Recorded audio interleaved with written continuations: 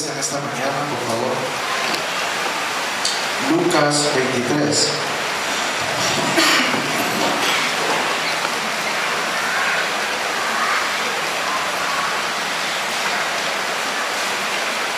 Vamos al versículo 39 al 43, por favor. Vamos a leerlo. Aleluya. Dice la palabra de Dios.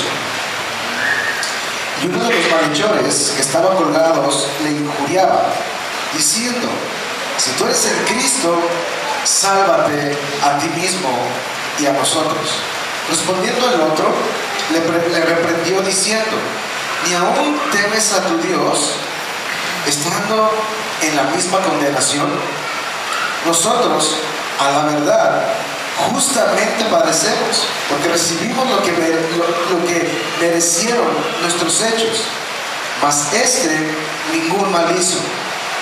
Y dijo a Jesús: acuérdate de mí cuando vengas en tu reino.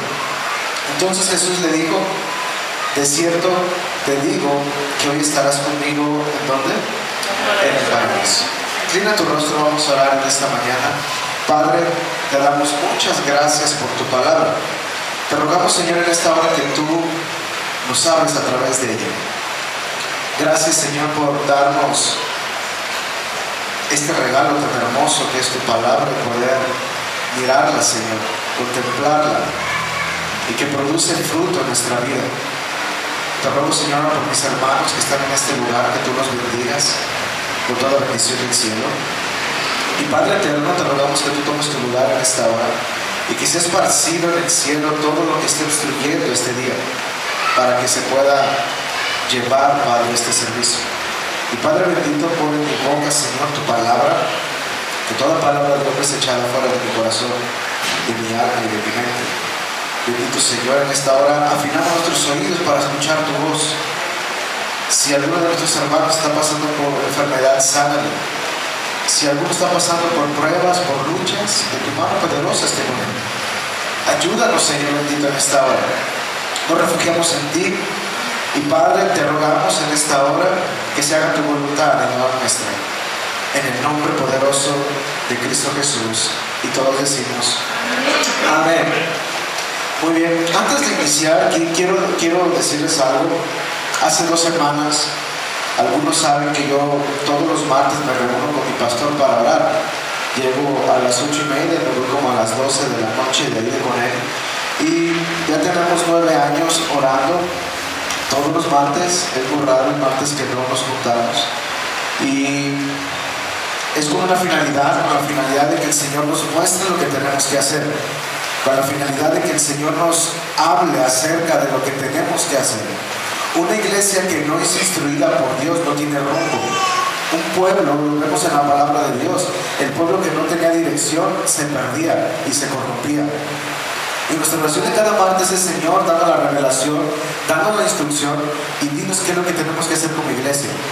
Y en ese tiempo de oración, hace 15 días el Señor habló en nuestro corazón muy fuerte acerca de lo que viene para la iglesia. Y viene un despertar de revelación para muchos. Pero eso va a conllevar una postura del corazón del hombre. No solamente va a venir por obra de magia, va a venir por un corazón rendido y quebrantado. Y el Señor nos hablaba que muchos van a contemplar la gloria de lejos, pero otros van a ser parte de esa gloria. Unos van a obtener los tesoros escondidos del reino y otros simplemente los van a mirar de lejos.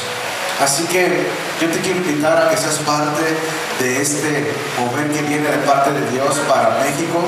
Y algo que nos reprendió muy fuerte es de que no busquemos la gloria en un hombre, busquemos la gloria en aquel que tiene la gloria, Cristo Jesús. Hay personas que hoy en día están buscando el avivamiento en los pastores. Vamos a traer al pastor de Rusia para que venga y traiga el avivamiento a México. Eso es mentira. El Señor va a traer el avivamiento cuando Él mire una iglesia apasionada por Él, no de otra manera. El avivamiento no son señales, milagros, prodigios, sanidades. El avivamiento comienza en una transformación del corazón del hombre. Ahí es donde comienza el avivamiento. Eso de los señales, milagros y prodigios es el efecto secundario de una vida rendida a Dios y un pueblo que ama al Señor Jesucristo. No es si hace milagros, si el pastor sana, es porque carga la gloria y carga la unción. Sí, sí lo tiene, pero eso no es la gloria. La gloria es cuando el hombre, eso no es el avivamiento. El avivamiento es cuando el hombre es transformado a la imagen de Cristo Jesús y somos cristianos allá afuera. ¿Cuántos dicen amén? Muy bien, tiene que estar a tu lado. Vamos a comenzar. Esta palabra la titulé a un minuto del infierno y terminó en el cielo. Di conmigo, a un minuto del infierno y terminó en el cielo. Y esto es una conversación que definió una eternidad. Amén. Quiero que veamos de nuevo este pasaje. Y el Señor habló muy fuerte en mi corazón personalmente acerca de este mover. Esta es la ilustración más completa que podemos ver de una conversación de un hombre con el Señor Jesucristo. Ayúdenme a ponerme la imagen, por favor, allá atrás, en media. No, esa no, la otra. Esa es la del título del mensaje. Esa, mira. Ahí podemos ver que esta imagen es reconocida en el mundo entero. ¿Cuántos dicen amén? Esta imagen es una de las imágenes más solemnes que el mundo entero ha tenido. Y podemos ver que en el centro está el Señor Jesucristo. Obviamente esta imagen es solamente una alusión de lo que fue, porque literalmente ahí podemos ver al Señor Jesucristo prácticamente completo en su parecer. Pero la palabra de Dios dice que fue totalmente desfigurado en todo su parecer. No tenía figura de hombre. En esta imagen es algo sencillo, plasmado solamente, y a los costados podemos ver que están esos dos hombres que la Biblia los nombra malhechores. En otras palabras, hoy en día podemos decir que eran personas perversas de corazón, que hacían lo malo. Amén. No eran personas buenas. Unos dicen que eran ladrones, pero la Biblia no dice que eran ladrones, dice que eran malhechores. Y una persona malhechora es una persona que no hace bien, es una persona que constantemente está practicando el pecado, ya sea que robaron, mataron, asesinaron, yo no lo sé. Eran hombres malos y estaban puestos uno en cada costado del Señor Jesucristo y él en el centro. Pero, di conmigo, hay dos voces en la cruz. Y hay dos evangelios distintos manifestados en esta imagen. Esta imagen nos va a mostrar en esta mañana cómo esas dos voces tuvieron un efecto en el Señor Jesucristo, tuvieron un efecto en el cielo, tuvieron un efecto en el infierno y tienen que tener un efecto en la iglesia de hoy en día. Amén. Aquí no hay solamente un dolor.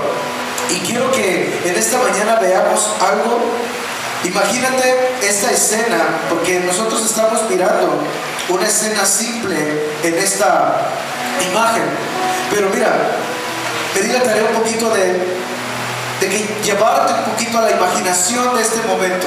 Ahí podemos ver a unas personas mirando, contemplando a Jesús en la cruz y los dos malhechores a su costado. Pero imagina por un momento el sonido seco de los martillos golpeteando el metal, atravesando las manos del Señor Jesucristo. Imagina por un momento el eco de los golpes retumbando en el monte con las maderas. La sangre corriendo por todo el madero del Señor Jesucristo. Los gemidos de dolor que daba al Señor Jesucristo y los gemidos que podían haber dado los ladrones que estaban ahí, los malhechores que estaban con él. El llanto de una madre mirando a su hijo agonizando, el grito de desesperanza, de impotencia, una multitud observando, algunos otros llorando, otros burlándose. El cielo empezaba a oscurecerse mientras la esperanza del mundo colgaba de una cruz. Y en medio de ese escenario de dolor y en ese escenario de muerte, aún hay espacio para misericordia, para perdón y para salvación. Aún en la condición del Señor Jesucristo, Él tenía el poder para ser misericordioso, para tener perdón y para dar salvación. Entre gritos, sangre y clavos, mientras la muerte parecía tener la última palabra, un hombre a punto de morir, di conmigo, un hombre a punto de morir, dice, encontró la vida eterna en los últimos segundos de su existencia. Aleluya. Imagínate este mover. Esto lo vemos simple, pero en ese momento estaba ocurriendo algo totalmente doloroso. Era un escenario sangriento, violento. El Señor Jesucristo no estaba totalmente como lo vemos en esta imagen. Imagínate a un hombre desfigurado en todo su parecer, desnudo completamente. No tenía ni una sábana que envolvía sus partes íntimas. Él fue expuesto totalmente en vergüenza. Y estaba este escenario tan terrible, su madre llorando en la cruz, ahí, en ese lugar, observando su muerte, agonizando ella dentro de su alma y de su dolor. Y personas que lo amaban al Señor Jesucristo mirando esta congoja. Y de repente vemos que en el escenario aparecen también estos dos hombres a sus lados. Y vamos a ver lo que pasa en esta escena con la primera voz. Podemos ver que hay dos teologías hablando en este escenario. El evangelio del ego y el evangelio de la gracia. Vamos a ver la primera voz. Fíjate cómo comienza esta voz en medio de algo tan doloroso. Ponme ahí Lucas 23, versículo 39. Fíjate cómo habla la primera voz que está en la cruz. Y uno de los malhechores que estaba colgado le injuriaba diciendo: si tú eres, ¿quién? El Cristo. Estas cinco palabras, si tú eres el Cristo. Esa palabra de sí en el griego introduce a una duda condicionante. No es un sí de búsqueda, es un sí de provocación. Vemos a este primer hombre provocando al Señor Jesucristo: si tú eres el Cristo. Amén. Está poniendo a prueba a Cristo. Está demandando evidencia. Está exigiendo una demostración del hombre que dijeron que él era. Y este hombre estaba ahí diciéndole a Jesucristo: si tú eres el Cristo. Ese si tú le estaba diciendo: demuéstralo. Queremos ver lo que dijeron que tú eres. Tú dijiste muchas veces allá en el pueblo que tú eras la ley de Moisés. Tú dijiste que tú eras la luz, la resurrección y la vida. Vamos, si tú eres el Cristo. Y en ese momento él estaba pidiendo una demostración. Que digan quién eres tú. Vamos, lo que decían de ti, lo que tú mismo dijiste, quiero verlo. Si tú eres el Cristo. Esta actitud de este hombre, esta postura, no es nueva. Vamos a Mateo 27:40. Fíjate lo que dice Mateo, capítulo 27, versículo 40. Y diciendo: tú que derribas el templo y en 3 días lo reedificas, sálvate a ti mismo. Si eres hijo de Dios, desciende de la cruz. Ellos estaban pidiendo, exigiendo una demostración de su poder. Ellos estaban retando al Cristo que estaba crucificado en la cruz. Y estaba diciendo: a ver, tú, si eres el Hijo de Dios, desciende de la cruz. Hermanos, Él pudo haber bajado y a todos los pudo haber hecho cenizas en 2, 3 patadas. Pero era por amor que Él estaba en ese lugar. Pero hubo un hombre que le dijo: vamos, demuéstralo. Vamos a Mateo 4:3.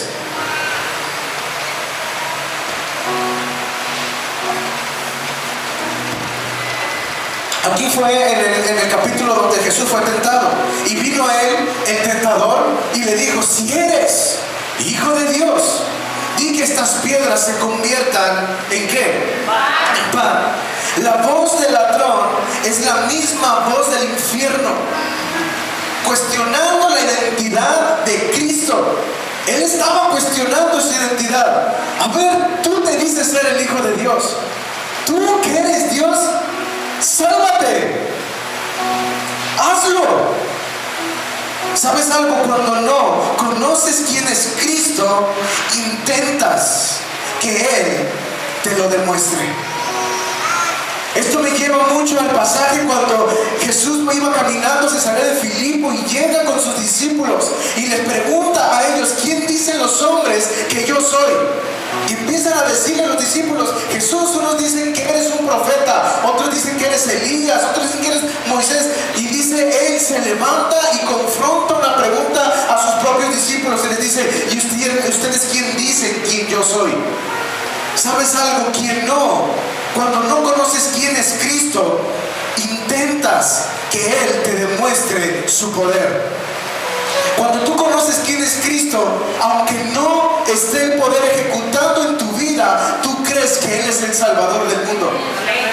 Eso habla de una fe intensa en el Hijo de Dios.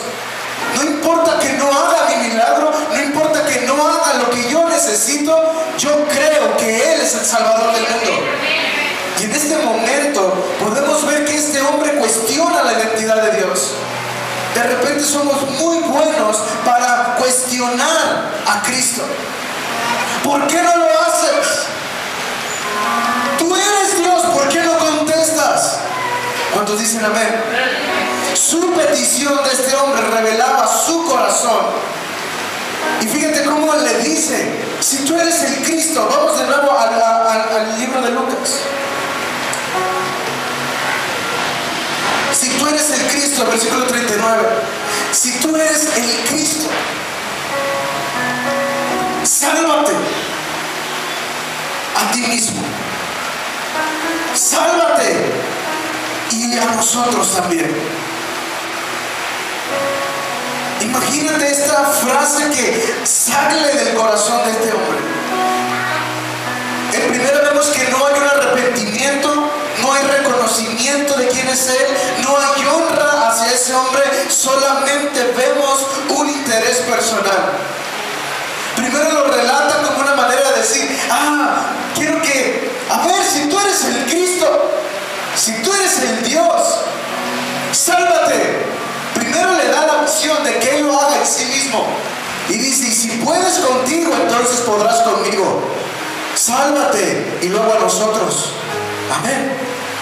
Vemos que su postura de ego: necesito que tú me salves, necesito que me bajes de la cruz. Mira, lo más probable era que si Jesús con su poder lo podía bajar de la cruz, ¿sí o no? Jesús estando en la cruz, y ese hombre en la cruz pudo haberlo bajado y le pudo haber abierto camino para que él saliera ileso. Pero te aseguro que en el momento que bajara este hombre de la cruz, se iba a olvidar de aquel que le dio la libertad en la cruz. ¿Y cuántos de repente somos así? Queremos mucho de Dios, queremos que nos demuestre que Él es el Cristo, queremos que nos demuestre su poder, pero en el momento que Él te baja de la cruz, te olvidas del que te sacó de la cruz. ¿Cuántos dicen amén? Y de repente somos así. Queremos que Dios accione en medio de nuestra tribulación, nuestro dolor. Si tú eres Dios, ayúdame. Yo lo merezco, hónrame, Señor. Y miren, lo más probable es que Él lo pudo haber hecho con este hombre, pero no lo hizo, porque había algo que enseñarnos. Santiago 4:3 dice: pedís y no recibís, porque pedís mal, porque pedís para vuestros deleites. Este hombre no estaba pidiendo algo para que el Señor fuera glorificado. Él estaba pidiendo algo para su beneficio. Este hombre quería un Salvador que lo sacara del problema, pero no quería un Salvador que lo sacara de su pecado. ¿Cuántos dicen amén? Hay personas que quieren un Salvador que los saque de su problema, pero no quieren confrontar la vida con Cristo para que Cristo los saque de su pecado. No quieren. ¿Sabes algo? Dale gracias a Dios que estás en esta iglesia, porque en esta iglesia combatimos en contra del pecado. No podemos decir nosotros, no pasa nada. Sí pasa. Hay una recta final donde tú vas a ir al cielo o al infierno, y a mí como pastor me compete orar por ti para que no vayas a ese lugar de tormento. Pero ¿cuánto recuerdo cuando Pablo le dijo a aquellos hombres, entréguenselo a quién? Y Pablo le está dando una instrucción a un pastor, entréguenselo a Satanás. ¿Sabes algo? Muchas veces el Señor va a ponerte en las manos del enemigo para zarandearte como a trigo, porque es necesario. Aleluya. Y vemos que este hombre, este malhechor, representa aquel creyente utilitario, aquel creyente que utiliza el poder de Dios, aquel creyente que pide en la manifestación de Dios, pero no vive para Dios. Amén. Este hombre representa el que busca a Dios por una conveniencia cada día de su vida. Representa el que quiere milagro, pero no quiere una transformación en Cristo Jesús. Aleluya. De repente hay muchos que quieren ser bendecidos, llenos de su presencia, pero cuando Cristo viene y les dice, pero vives en pecado, ahí es donde todos les dan la espalda y dicen, no, entonces me quedo aquí. Muchos quieren la mano de Dios, pero no quieren el señorío de Dios. La palabra de Dios dice que te sometas bajo la poderosa mano de Dios. Y es ahí donde no nos gusta a muchos. Quieren alivio, pero no quieren arrepentimiento en su vida. Así que esta voz de este hombre está relatando un mensaje de ego en la vida de ese hombre. Solamente habitaba algo: ayúdame, hazlo, quiero que me ayudes. ¿Te dices ser el Hijo de Dios? Amén. Y luego vamos a ver aquel malhechor que reconoce el evangelio de gracia. Ahora entra una segunda voz en escena. Vamos otra vez a Lucas.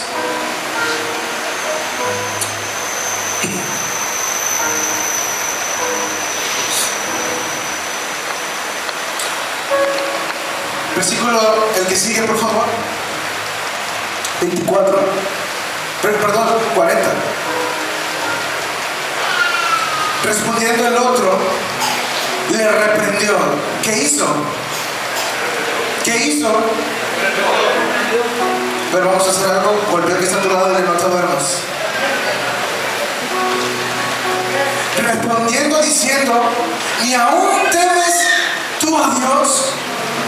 ¿Se fijan cómo él lo reprende? Él estaba del otro extremo y del otro extremo le grita, ¡hey! ¿Ni aún temes tú a Dios? Estando en la misma condenación. ¿Cuál era su condenación? Muerte. Mira, esta palabra que sale de este hombre es una palabra de poder, de revelación para nosotros como hijos de Dios. El temor, di conmigo, el temor de Dios abre la revelación. Es la puerta a la revelación. Proverbios 1:7 dice, el principio de la sabiduría es el temor de Jehová. Eclesiastés 12:13 dice, teme a Dios, porque esto es el todo del hombre. ¿Qué es el todo del hombre? ¿Qué es? Ahora vienen sin desayunar, yo no sé qué traen anemia todos. ¿Qué les pasa? ¿Qué es el todo del hombre? Todavía están, no sé, yo creo que voy a tener que bajar con cada uno. ¿Qué es el todo del hombre? ¡Qué bárbaro!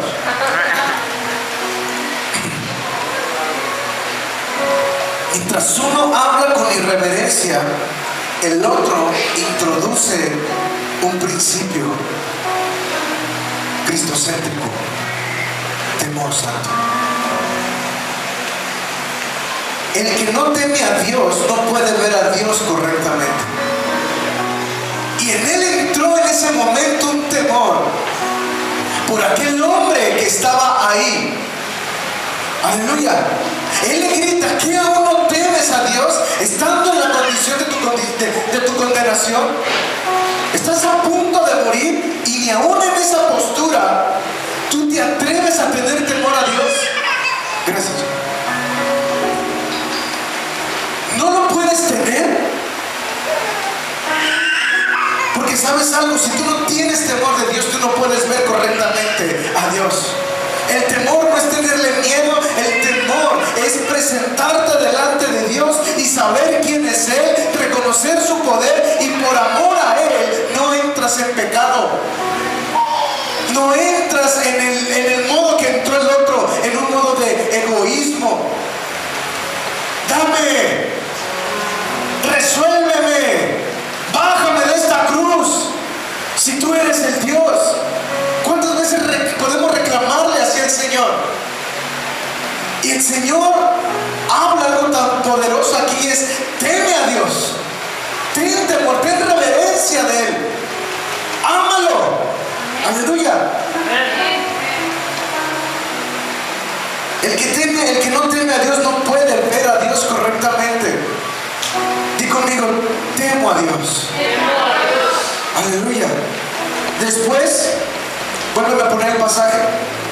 De ahí no nos vamos a mover, vamos a estar hablando en este. Versículo 41. Nosotros, algo pasa aquí. Nosotros a la verdad, di conmigo: nosotros a la verdad. Dice: justamente padecemos, porque recibimos lo que ¿qué? Lo que merecieron nuestros hechos. En esta postura es una llave, iglesia, para obtener la revelación de quién es Cristo. Él primeramente dice: tengan temor reverente a Dios. Y después vemos que dice: nosotros, está hablando de Él y del otro canalla que estaba del otro lado. Y dice: padecemos porque recibimos lo que merecemos. Amén, amén. Mas ningún mal ha hecho. ¿Qué nos dice esto? Que este hombre reconoció que él era malo. Reconoció que en él había pecado. Reconoció que en él había maldad. Reconoció que lo que él había hecho era merecedor de mantenerlo en esa cruz. El otro no era merecedor. El otro dijo: bájame. No importa lo que yo piense de aquel, tú bájame a mí. Y este hombre le dice: no, ¿qué acaso no tienes temor de Dios? Aún en la condición de tu muerte, tienes que entender algo. Tienes que tener temor de Dios. Y número 2 le dice: nosotros a la verdad reconocemos. Yo reconozco que aquel y yo estamos aquí porque nuestros hechos nos delatan, nuestros frutos nos delatan. Yo no puedo decir no robé cuando hay alguno que está aquí que yo mismo le robé. Yo no puedo decir no maté cuando está la mamá de la niña que asesiné. Yo no puedo decir eso. Sí, Cristo, yo reconozco que soy un hombre malo. ¿Cuántos de nosotros podemos reconocer nuestra condición? El otro no reconoció nada. El otro solamente se elevó en su ego y dijo: ayúdame. Y este hombre dijo: tienen que tener algo primordial: temor de Dios. Y reconozcan su maldad. Amén. Y fíjate, esto todavía se intensifica más. La palabra justamente, porque ahí vemos que él no hizo nada. La palabra justamente implica merecimiento, justicia aplicada, sentencia correcta. Romanos 3:23 dice: por cuanto todos ¿qué? Pecaron. ¿Cuántos pecaron? ¿Cuántos? Por cuanto todos pecaron, están destituidos de la gloria de Dios. Amén. Romanos 6:23, la paga del pecado es. Él estaba reconociendo que su paga era correcta. Yo fui malo, por eso estoy en esta cruz. Y mi paga es morir. Eso le estaba diciendo al otro: nuestra paga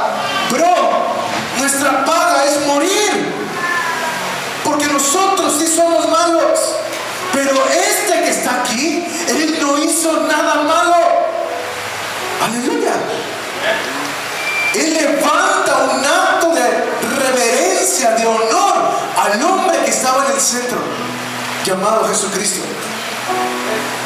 Este hombre no pide justicia, este hombre acepta la justicia y dice: sí, si yo voy a morir, yo me lo merezco. Yo merezco morir por todo lo que hice. Amén. ¿Cuántos de nosotros reconocemos nuestro pecado? Hay muchas veces que nos hacemos de la vista gorda. Hay muchas veces que queremos que Dios obre, que Dios haga, pero no reconocemos nuestra maldad.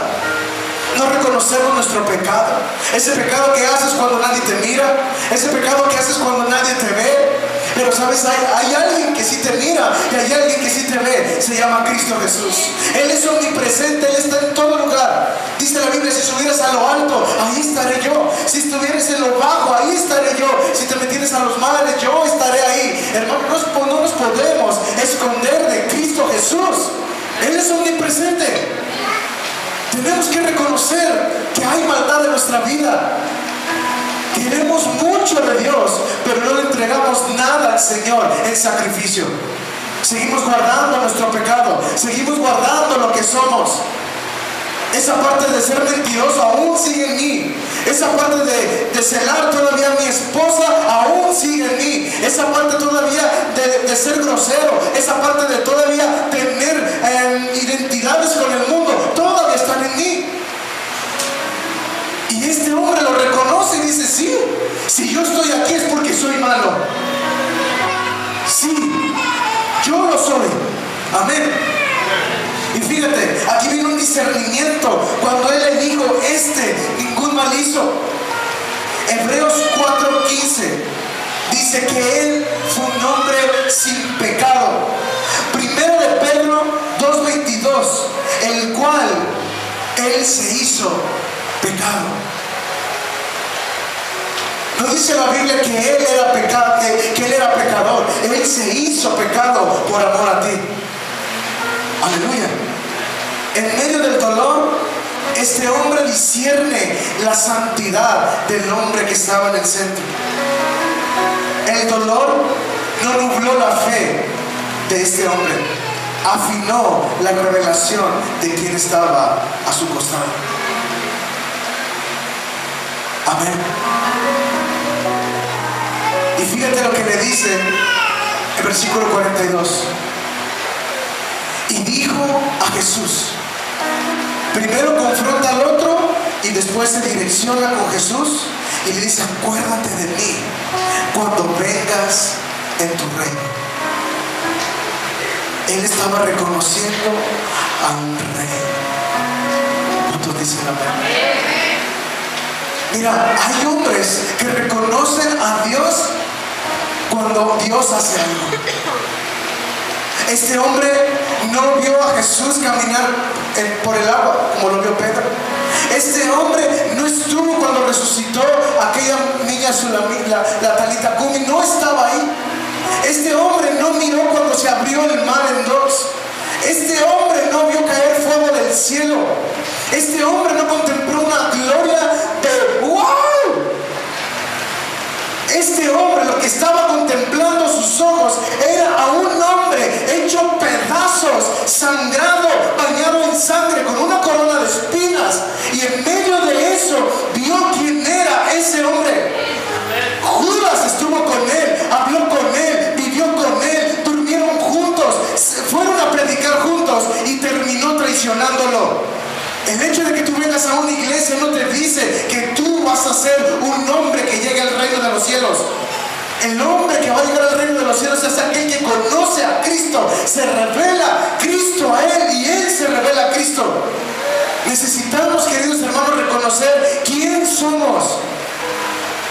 Este hombre no miró una faceta de Jesús bonita, miró la faceta de agonía, de dolor. Imagínate algo. Que en ese momento hubieses estado tú. Ponme la imagen de nuevo. Y en esa imagen donde está el Señor Jesucristo en el madero, diciendo mucha gente: Él es el Rey de los judíos. Él es el Rey eterno. Él es el Dios de nuestros padres. Él es el Dios del Génesis. Él es el que formó los cielos y la tierra. misericordia. Él es nuestro Salvador. Y de repente lo ves ahí, en esa postura. ¿Cuál hubiese sido tu respuesta como hijo de Dios? Es como si en este momento me vieran totalmente destrozado y dijeran, ese que está destrozado, ese es el que te va a salvar. ¿Lo creerías? Pero ¿qué tal si vieras a un Avenger aquí parado y dijeras, este es el que te va a salvar? Tu fe es depositada en aquel que hace milagros. Pero ¿por qué la fe de este hombre se activa cuando ve a un hombre colgado en la cruz del Calvario, todo desangrado, desfigurado, y él reconoce que Él es el Salvador del mundo, que Él es el Dios eterno, que Él es el Todopoderoso, que Él es el Rey de Reyes? Aunque estaba en esa condición, Él dice, llévame contigo. Cuando esté en tu reino, cuando vengas con tu reino, yo quiero reinar contigo. Él estaba reconociendo a un rey en medio de su sufrimiento. Hermano, nosotros somos de repente muy habladores y podemos decir, no, yo estando ahí hubiera dicho, yo doy mi vida por ti. ¿Quién sabe? ¿Quién sabe? Porque aquí se está presentando a un rey dolido, molido, destrozado. No se está mostrando a un Dios como se lo pintan Disney a los niños, poderoso, que avienta rayos. Este Dios era un cordero inmolado, que fue desangrado, que fue herido, molido, atravesado su costado, y Él no hizo nada. Y todo ese espectáculo se lo aventaron los dos malhechores. Los dos vieron cómo estaba sufriendo. Los dos pudieron observar la condición de Jesucristo. Pero uno dijo, Él es el Rey. Tú eres el Rey, Jesús. Lo que ellos dicen es verdad. Cuando vengas en tu reino, yo quiero estar en ese reino. ¿Sabes algo? A veces queremos creer en Dios cuando Dios obra milagrosamente. Pero imagínate creer en un Dios que está en esa condición.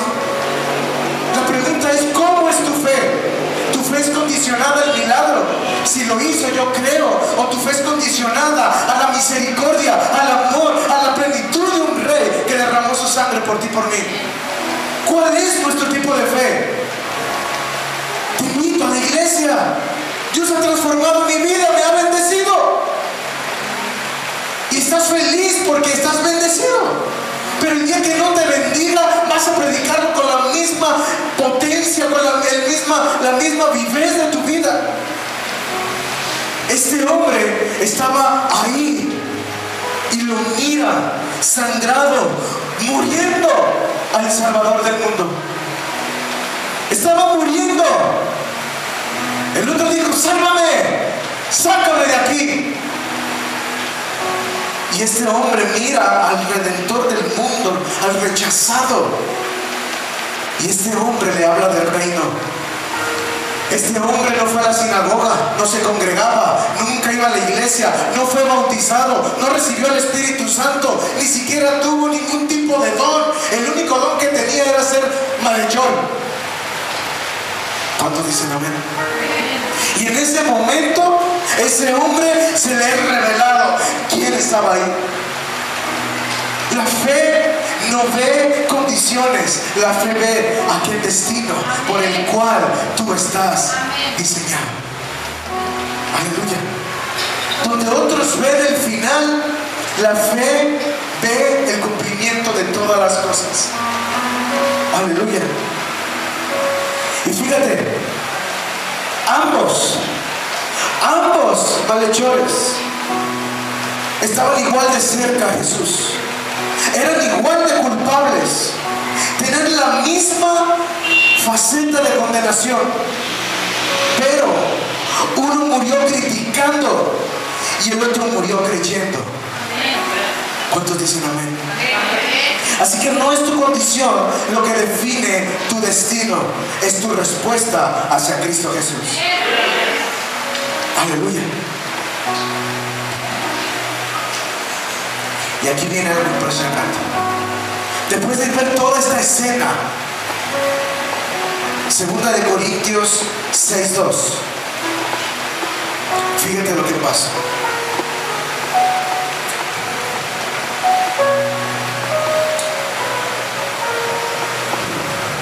Lucas Perdón, 2 Corintios 6, 12. Porque dice, en tiempo aceptable te he oído y en día de salvación te he socorrido. He aquí ahora el tiempo aceptable, he aquí ahora el día de salvación. Esta palabra fue la palabra que le dio Jesucristo a aquel hombre. Fíjate, regresemos otra vez a Lucas. Lucas 23.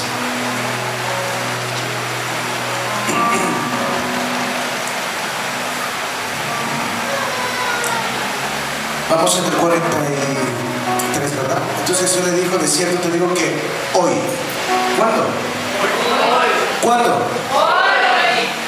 Qué tremendo. Esta palabra que vimos en 2 Corintios, ahora es el tiempo aceptable de tu salvación, fue la misma palabra que le dio a aquel hombre. Regresemos a ese lugar donde están estos dos hombres y Jesucristo en medio, viendo la condición de uno y la condición del otro. Ahora es el tiempo aceptable y el Señor le dice, hoy, de cierto te digo que hoy estarás conmigo. ¿En dónde? Wow.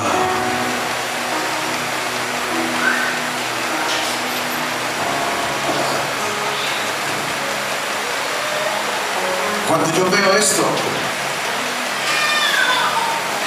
yo me quedo impactado del amor de Cristo. Este hombre no era un pastor, no era un profeta, era un malvado.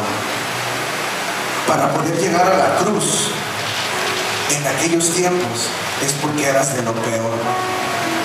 Barrabás merecía haber estado en ese lugar en vez de Jesucristo. ¿Cuántos dicen amén? Se considera que el hombre que subía a la cruz era el hombre más despreciable del pueblo. En otras palabras, era el mencho. Aleluya. Hacía mal por todos lados. Era despreciable. Lo más probable que dicen los historiadores que muchos de los que fueron a la cruz eran hombres temidos en muchas naciones alrededor de Judea, de Samaria, de Israel, de Jerusalén, de Belén. Estos hombres que estaban aquí arriba, ninguno tenía temor de Dios. Y ahí estaba el Señor Jesucristo en medio de ellos dos, impartiendo una verdad absoluta. Él le dice, hoy estarás conmigo en el paraíso. Querido hermano, en el momento que el Señor Jesucristo muere, porque los tres que estaban ahí mueren, pero en el momento que el Señor Jesucristo muere, Él es la resurrección. ¿Cuántos dicen amén? Y dice que Él llevó cautiva toda la cautividad. Él fue, predicó allá en el infierno, pero en el momento que Él le dijo a este ladrón, estarás conmigo hoy en el paraíso, ¿creen que se lo cumplió o no se lo cumplió? Él fue el que llegó, hermanos. No inauguró el paraíso Moisés, no inauguró el paraíso Adán, no inauguró el paraíso Pablo, lo inauguró un hombre perverso, pero que en el final de sus días reconoció a un rey salvador y él llegó a las puertas. ¡Pum, pum, pum! Imagínate este hombre llegando a las puertas del paraíso y todos mirándolo diciéndole, ¿tú qué? ¿Tú quién eres? Y él diciendo, hubo un hombre allá abajo llamado Jesucristo que estuvo en el madero y yo reconocí que él era el rey y él me dijo que hoy estaría en el paraíso. Hermanos, no dudaron en abrir las puertas y que él inaugurara el paraíso. Este hombre malvado, lleno de perversidad en su corazón, en sus últimos días de vida reconoció al Rey de Reyes y Señor de Señores, y Dios le dio el privilegio de entrar al paraíso. Ninguno de los otros hombres lo inauguró, él fue el primero, porque le dijo, hoy estarás conmigo en el paraíso. Y él entra. El cielo no pospone nada, la gracia no retrasa nada. Dios responde a una fe genuina. Yo te hago una pregunta el día de Señor Jesucristo, realmente tu fe sería como la de este hombre. Era un malvado, pero en ese momento su fe se activó. Créeme, sería muy difícil que tú creyeras en un hombre que está a punto de morir y que te digan que eres el Salvador del mundo. Pero el Señor Jesucristo le dice: desde hoy, imagínate bañado en sangre, en sus últimos latidos de corazón, volteando con aquel asesino, con aquel malhechor, y diciéndole: desde hoy estás conmigo en el paraíso. Este hombre se aventó todo. Cuando él lo agarraron, cuando lo crucificaron, cuando lo subieron, cuando él gritó: Padre, ¿por qué me has abandonado? ¿Ustedes creen que no lo escuchó? Él escuchó cuando él dijo: perdónalos, porque no saben lo que hacen. Ellos lo palparon.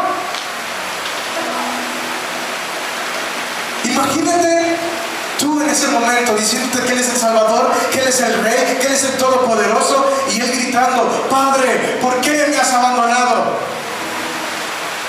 ¿Sabes por qué puede pasar eso? Porque los que no conocen a Cristo siempre van a querer ver la manifestación de su poder. Pero los que conocen a Cristo saben que Él tiene poder en la cruz, abajo de la cruz, en el infierno, en el cielo. Él es poderoso. Él es poderoso. ¿Cuál es la fe que tú tienes para el Hijo de Dios? Es algo que te pone a pensar. Este hombre no recibió ningún milagro, pero creyó en el Rey del mundo, creyó en el Salvador del mundo. Dios no necesita tiempo para hacer lo que la fe activa hace en un instante. Aleluya. Pásanos de la alabanza, por favor. Todavía no termino, así que no se vuelven. Aguántenme un poquito más el calor.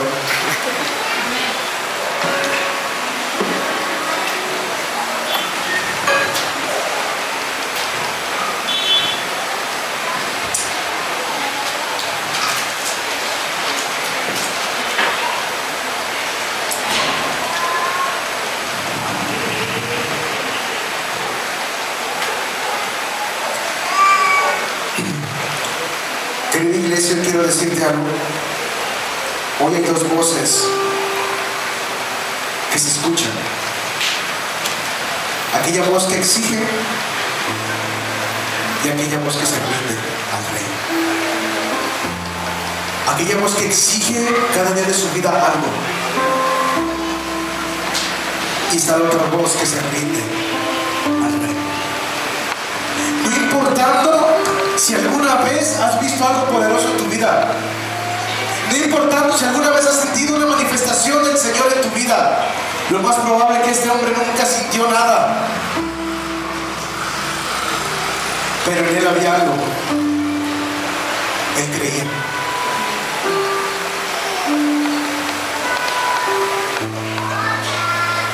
No necesitas demostrar. Necesitamos reconocer quién es Él. ¿Cuántos dicen amén? Todavía no se vayan los servidores, esperen un poquito, yo les digo. No necesitas tiempo, necesitas fe. Quiero que escuchen bien esto. Pon atención en esto último que les voy a decir. No necesitas demostrar, no necesitas que Dios te demuestre su poder, iglesia. Necesitas reconocer quién es el Dios de tu vida. Veas el poder de Dios o no veas el poder de Dios, hayas mirado un milagro, hayas mirado un prodigio o no lo hayas visto, necesitas reconocer que Él es el Rey absoluto de toda la tierra, que Él es el Salvador de tu vida.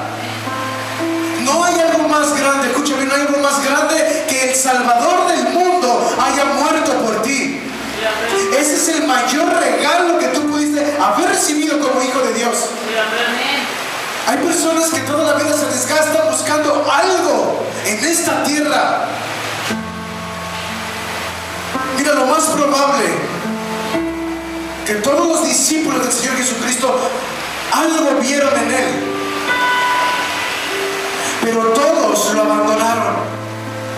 Nadie estuvo en la cruz del Calvario con Él. Nadie padeció su sufrimiento. Nadie.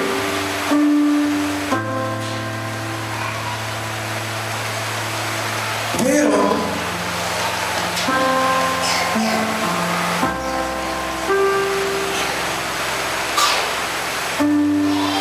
yo sé que hay un remanente que Dios está levantando, que se está rindiendo a Dios, aunque no vea su poder, aunque no vea su manifestación. Los apóstoles vieron el poder de Dios. ¿Y dónde estaba? ¿Dónde estaba esa fe? ¿Dónde estaba esa postura de Pedro hasta la muerte, Jesús? ¿Dónde estaba la postura de Felipe? ¿Dónde estaba la postura de Bartolomé? ¿Dónde estaban? Judas, ¿dónde estaba ya en ese momento? ¿Dónde estaban los que decían que lo conocían? ¿Dónde está aquel llamado Pedro que dijo: tú eres el Cristo, el Hijo del Dios viviente? ¿Dónde está ahora? Si tú conoces quién es tu Dios, hasta en su muerte estás ahí. Mira, me quedé asombrado con una historia que leí acerca de un Dios que hace muchos siglos adoraban en el mundo de China, en aquel lugar continental. Buda. Y en ese momento muchos, escúchame bien, muchos, cuando ellos supieron que ese Dios había muerto, muchos se quitaron la vida para estar con Él. Pero vemos a Cristo solo, abandonado, y ninguno de los que decía conocerle, ninguno de los que vio su poder, ahora estaba con Él. Nadie. ¿Y cómo puede ser que un Dios falso ante la humanidad puede haber más sacrificio en la humanidad por un Dios falso que por un Dios verdadero?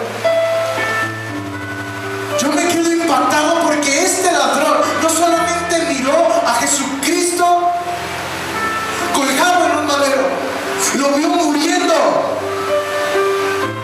y él creyó que él era el Dios del Génesis. Él creyó que él era el Dios que habló Isaías, el Dios que habló Jeremías, el Dios que habló Ageo. Él lo creyó.